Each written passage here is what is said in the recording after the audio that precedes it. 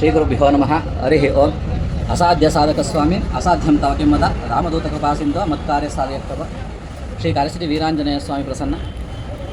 ಈ ದಿನ 22ನೇ ವರ್ಷದ ವಾರ್ಷಿಕೋತ್ಸವ ಮತ್ತು ಹನುಮ ಜಯಂತಿಯ ಕಾರ್ಯಕ್ರಮಗಳೆಲ್ಲವೂ ಸಹ ಸಂಪನ್ನವಾಗಿದೆ.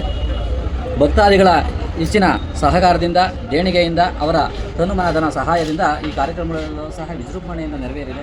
ಹಾಗಾಗಿ ಈ ಕಾರ್ಯಕ್ರಮದಲ್ಲಿ ಪಾಲ್ಗೊಂಡಂತಹ ಎಲ್ಲ ಸದ್ಭಕ್ತರಿಗೂ ಸಹ ವಂದನೆಗಳನ್ನು ಸಲ್ಲಿಸುತ್ತಾ, ಈ ದೇವಸ್ಥಾನದ ಮಹಿಮೆ ಏನಪ್ಪ ಅಂತ ಅಂದರೆ, ಇದು ಮರ್ಕಟ ಸಂಸ್ಕಾರ ಆಗಿರ್ತಕ್ಕಂತಹ ಜಾಗ.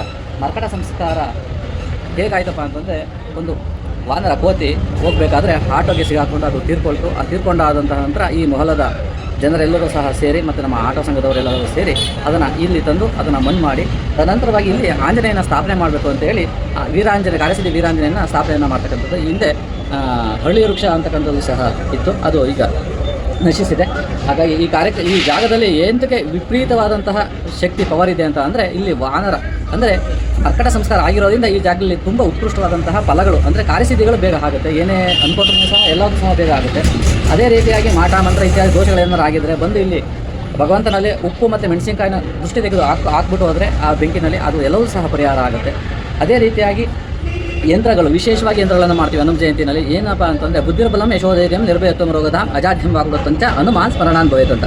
ಅಂದರೆ ಬುದ್ಧಿ, ಬಲ, ಯಶಸ್ಸು, ಧೈರ್ಯ ಎಲ್ಲವೂ ಸಹ ಮಕ್ಕಳಿಗೆ, ಜನರಿಗೆ ಎಲ್ಲರಿಗೂ ಸಹ ಸಿಗಬೇಕು, ಚಿಕ್ಕ ಮಕ್ಕಳಿಗೂ ಸಹ ಸಿಗಬೇಕು ಅಂತೇಳಿ ಆ ಮುಂದೆ ಶ್ಲೋಕವನ್ನು ಬರೆದು ಆ ಯಂತ್ರವನ್ನು ವರ್ಷಕ್ಕೊಂದು ಬಾರಿ ಹನುಮ ಜಯಂತಿ ದಿನ ನಾವು ಅದನ್ನು ಕೊಡ್ತೀವಿ, ಎಲ್ಲರಿಗೂ ಸಹ ಕೊಡ್ತೀವಿ.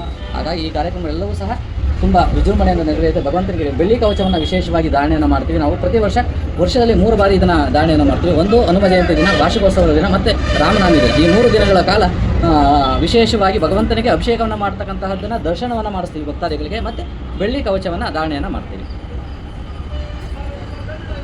ಈ ಕಲ್ಲು ರಾಮನಾಮ ಬರೆದಿರೋವಂಥ ಕಲ್ಲು, ನೀರಿನಲ್ಲಿ ಮುಳುಗೋದಿಲ್ಲ. ಈ ದೇವಸ್ಥಾನ ನಮ್ಮ ಮೈಸೂರಿನ ಗನ್ ಹೌಸ್ ಪಕ್ಕದಲ್ಲಿ ಇರುವ JSS ವಿದ್ಯಾಪೀಠದ ಪಕ್ಕದಲ್ಲಿ ಬರುತ್ತೆ. ಶ್ರೀ ಕಾರ್ಯಸಿದ್ಧಿ ವೀರಾಂಜನೇಯ ಸ್ವಾಮಿ ದೇವಸ್ಥಾನ. ತಾವೆಲ್ಲರೂ ಭೇಟಿ ನೀಡಿ.